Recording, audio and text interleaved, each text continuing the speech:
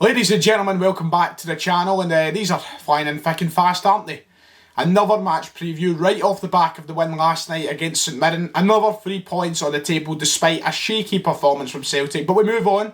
Big game this weekend against Livingston as we return to Celtic Park in a game which is just as important as the last. Let's move on. Let's keep getting 3 points. We'll discuss everything to look forward to in that game. The opposition, the starting 11 prediction, the score prediction, everything in between right after the intro.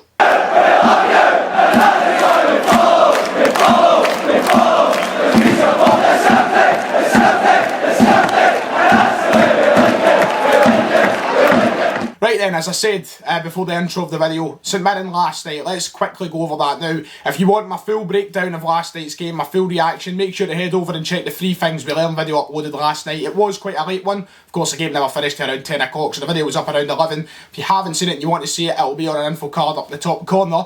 But last night, you know, we got 3 points, and that's what's important. There's a few things I want to talk about from that game concerning the aftermath, the reaction from Celtic fans.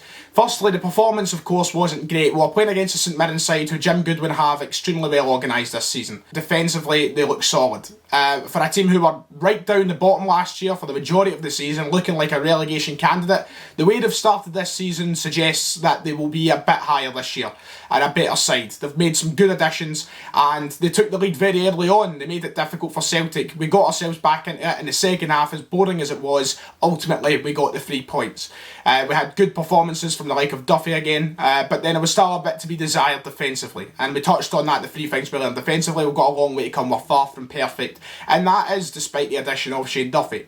We rotated the squad massively. I think that it was only natural to see some things change in the performance itself. And look, you're looking at a game, a season that lasts 38 games, right? You're not going to get 5-0 wins every single game, especially when you're playing a Saturday, you're playing a Wednesday, you're playing the following Saturday, or you're playing a Sunday, Wednesday, Saturday, whatever you're doing, 3 games in a week. You're not going to be winning 5-0. You're going to get difficult encounters, and we need to stop disrespecting these opponents, both on the field and as fans. Because on the field we saw it last night. I think going forward we're a little bit lackadaisical, we're a little bit nice. I would have liked to see a little bit more vindication, that killer instinct I talked about yesterday. We need to show that to these teams. You know, just because they're not spending the money that Celtic are and not winning as many trophies as Celtic are doesn't mean we can just, you know, turn up and expect to win. So I think as fans we've got to understand that too. Everybody was expecting another 5-0 trouncing after what we'd done to Ross County. It doesn't work like that. And ultimately I'm happy about the 3 points. Neil Lennon once again coming under an incredible amount of criticism by some fans. And I fail to understand why. You know, we've started the season with 5 wins and a draw. What more can we ask for? Yes, performances have been dodgy. We're still at the start of the season. We're getting there. I think we've showed great improvement from August. And the performance against Ross County especially. I think we have to calm down for a minute. And at this rate, Neil Lennon's got to be, you know, stressed that he's banging. And you can see it in the way he's aging. Look, let's get behind the manager. Let's get behind the team. And the comments that I get on my videos alone suggesting that we're going to get nowhere with Neil Lennon in charge and we could kiss 10 goodbye, I think is absolute nonsense for a team who haven't even lost a game domestically yet. And a team that just came off the back of winning a treble. And there are people who comment saying the only reason we're doing that is because we spend more money and blah blah blah. Look, I have no complaints at the moment. When I feel like there is a change needed at the top of the management scale of things, then I will say it. Right now, I don't see a need for it, and that's just my opinion. Everybody's entitled to yours. If you think Lennon's not right for the job, fair enough. I just think the criticism is very harsh. But we'll move on from it, and we'll focus about Livy on Saturday.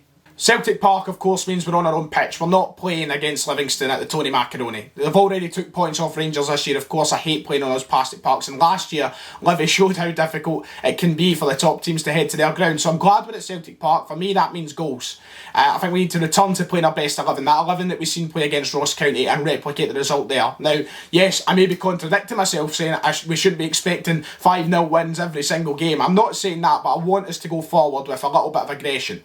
Get the goals. Don't take it easy. Don't show them the respect that we showed St Mirren last night. Or the disrespect, I should say. Let's go forward and put the ball in the back of the net and create as many dangerous opportunities as possible. Now, we know exactly what to expect from Livingston.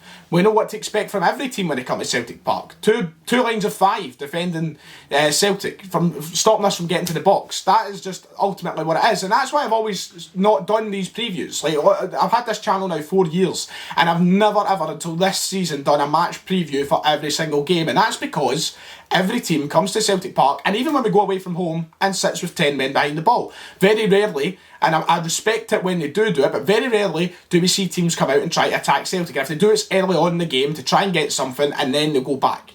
They'll try and put a wee bit of nervousness into Celtic. Livy, I don't think I'm going to go for that at Celtic Park, especially if the start to the season Gary Holt has got. But we just need to be aggressive. We need to go forward and create dangerous chances. You know, use set pieces to their advantage. People complaining about Ryan Christie last night, which was Wednesday night, but last night about his delivery and how it wasn't good enough.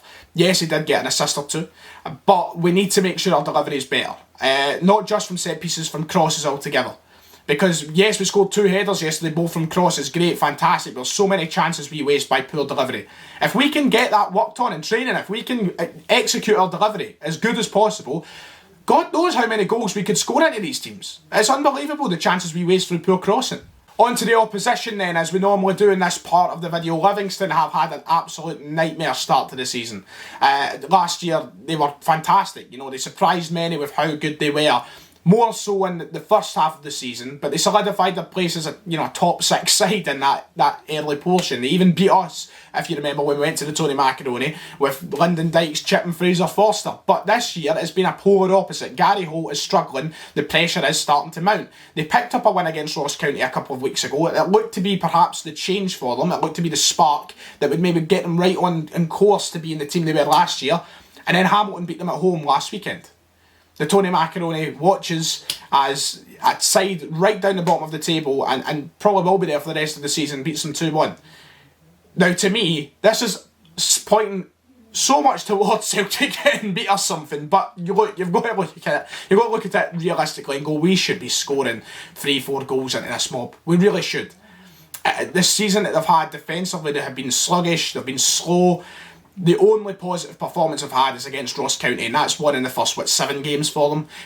Rangers as well, defensively were very good in that game, but against other teams they've been really, really poor. 1 win, 2 draws, 4 losses. Yes, they did take points off of Rangers, but they've found themselves in just a bizarre scenario with the start to this season, and it doesn't help with the departure of Anthony Stokes. Of course, Livingston have lost Lyndon Dykes, the man who knew how to rough up Christopher Jullien is gone. I'm sure Jullien will be looking forward to this game. You know, the first time he gets to play Livingston without Dykes there to wind them up. They bring in Stokes, who looks to be a solid replacement, and I thought to be a better replacement for Lyndon Dykes, and now he's gone because he can't play or train in a plastic park. So it's been an absolute nightmare for Livingston. And as I said, it does have all the makings of a Celtic disaster at the weekend, knowing us. Heart attack material. Look, ultimately I'll be happy with 3 points, whatever way it's done. But there's not a lot of danger men in that Livy side now.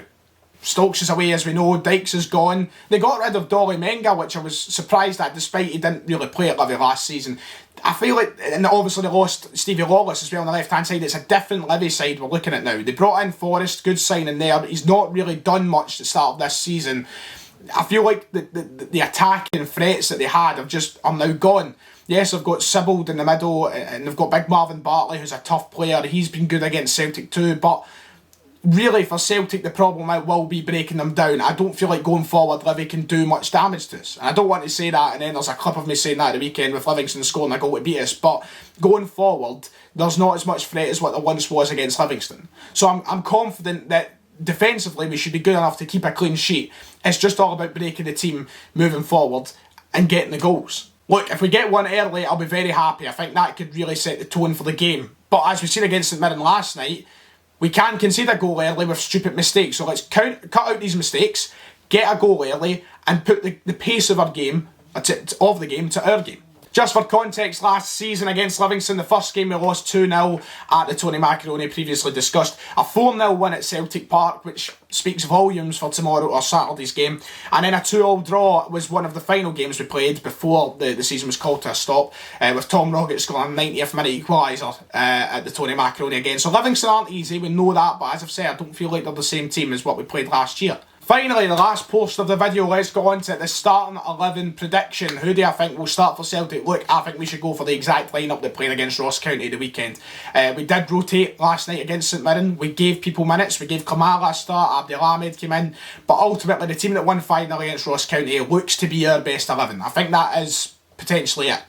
I'm still waiting to see David Turnbull get more time, and I would love for him to perhaps start this game. I just don't think it will happen. The 11 that should play should be the 11 against Ross County. Barkas in goals. Well, do you know what, actually? I'd maybe... Taylor's still getting a hard time, and understandably, was not great last night. Perhaps he comes in over Forrest, and we play Forrest on the left again. I'm not sure, but if we can go pretty much identical to that Ross County game, I'll be happy with that, whether it's Taylor or Forrest at the left wing back. I think that's a good enough team and exactly what I would like to see and expect from the game this weekend. As for the score prediction, I'm going to keep it a little lower than what I would normally go for a game at Parkhead against a struggling side, bottom of the table, close to bottom of the table. I'm going to go 3-0. 3-0 Celtic. I don't see any problems for Duffy, Julian and Ayer at the back if Julian comes back in. I think they should be solid enough to keep them out. It's counter-attacking football that will get anything for Livingston if they go for anything in the game. So I think going forward we just need to take our chances, stop being lazy, lackadaisical. Let's just go for it. 110% on the field is what you want to see. Let me know your predictions for the Livingston game tomorrow in the comments below. If you have enjoyed, make sure to hit like and subscribe. It helps the channel grow, as you know. And I'll see you all next time.